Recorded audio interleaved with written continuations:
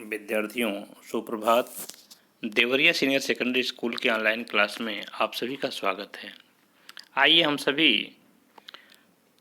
क्षितिज भाग 1 जो पाठ्य पुस्तक आपकी है उसके काव्य खंड का अगला पाठ रसखान के द्वारा रची गई जो सवैया शीर्षक से हमें पाठ पढ़ना है उसका अध्ययन हम सभी करेंगे। सवैया का अध्ययन करने से पहले, सवैया कविता पढ़ने से पहले हम सभी आइए रसखान के जीवन परिचय के बारे में जानें। विद्यार्थियों, रसखान का जन्म सन 1548 में हुआ ऐसा माना जाता है। उनका मूल नाम सैयद इब्राहिम था। वे दिल्ली के आसपास के रहने वाले थे। कृष्ण भक्ति ने उन्हें ऐसा मुग्ध कर दिया कि गोस्वामी विट्ठल नाथ से दीक्षा ले लिया उन्होंने और ब्रजभूमि में जाकर बस गए। सन 1628 के लगभग उनकी मृत्यु हो गई।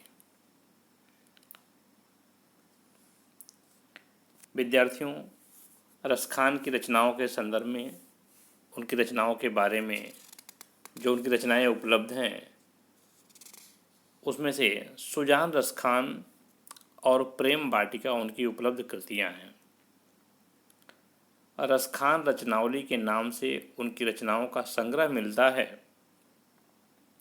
प्रमुख कृष्ण भक्त कवि रसखान की अनुरक्ति न केवल कृष्ण के प्रति प्रकट हुई है बल्कि कृष्ण भूमि के प्रति भी उनका अनन्य अनुराग व्यक्त हुआ है। जिस भूमि में, जिस ब्रजभूमि में कृष्ण ने जन्म लिया उस ब्रजभूमि के प्रति भी रसखान का प्रेम प्रकट हुआ है। उनके काव्य में कृष्ण की रूप माधुरी, ब्रज महिमा, राधा कृष्ण की प्रेम लीलाओं का मनोहर वर्णन मिलता है। वे अपनी प्रेम की तन्मयता, भाव विह्वलता और आसक्ति के उल्लास के लिए जितने प्रसिद्ध हैं उतने ही अपनी भाषा की मार्मिकता, शब्द चयन तथा व्यंजक शैली के लिए भी प्रसिद्ध है। उनके यहाँ ब्रज भाषा का अत्यंत सरस और मनोरम प्रयोग मिलता है जिसमें जरा सा भी शब्द आडंबर नहीं है, व्यर्थ के शब्दों का प्रयोग नहीं है, दिखावापन नहीं है।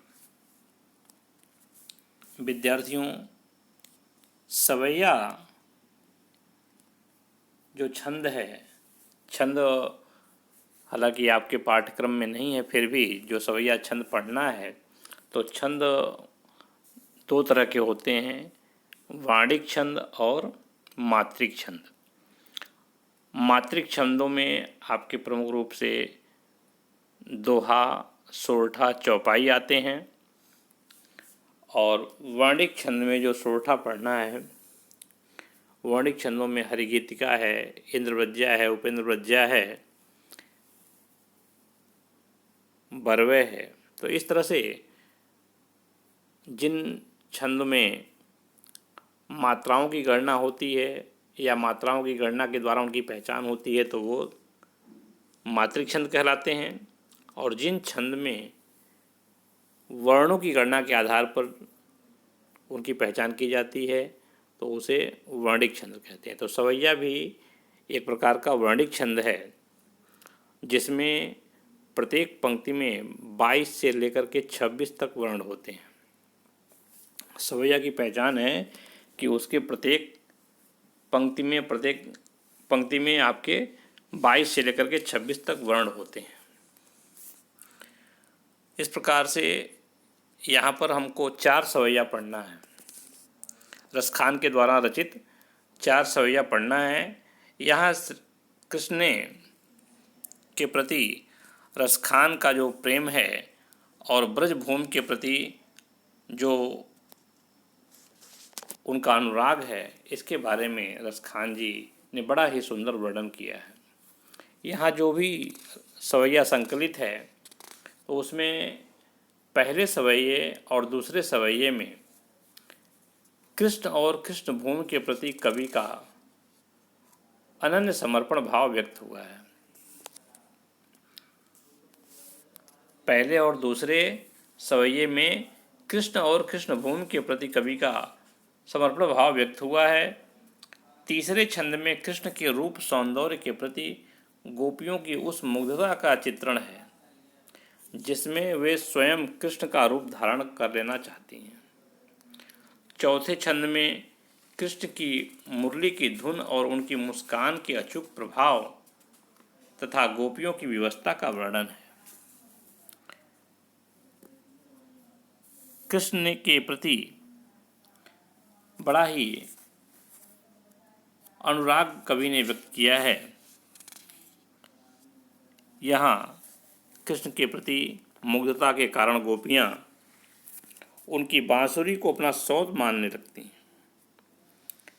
यहाँ पर गोपियाँ एक उलाहना के माध्यम से कृष्ण के प्रति प्रेम और मुरली के प्रति सौतिया डाह के सबल सशक्त और मनोहारी अभिव्यक्ति किया गया है। कृष्ण का वेश धारण करके गोपियाँ